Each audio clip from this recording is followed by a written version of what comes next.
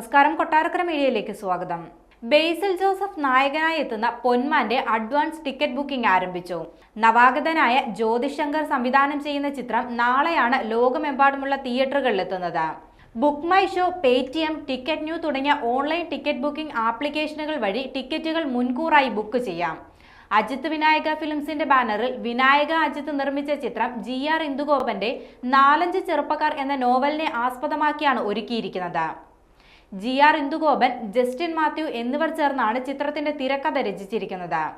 2 ദിവസം മുൻപ് ചിത്രത്തിന്റെ ട്രെയിലർ പുറത്തു വന്നിരുന്നു.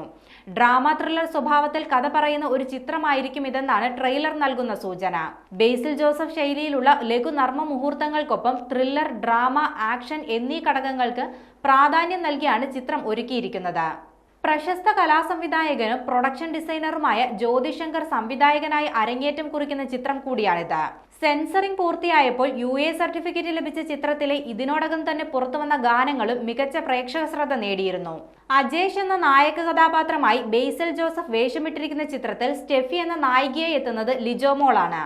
മരിയനായി സജിൻ ഗോപു, ബ്രൂണോ ആയി ആനന്ദ് മന്മഥൻ എന്നിവരും നിർണായക കഥാപാത്രങ്ങളെ അവതരിപ്പിക്കുന്നുണ്ട്. ദീപക് പറമ്പോൾ, രാജേഷ് ശർമ്മ, സന്ധ്യ രാജേന്ദ്രൻ, ജയ കുറുപ്പ്, രജു ശിവദാസ്, ലക്ഷ്മി സഞ്ജു എന്നിവരാണ് ചിത്രത്തിലെ മറ്റു പ്രധാന കഥാപാത്രങ്ങളെ അവതരിപ്പിക്കുന്നത്.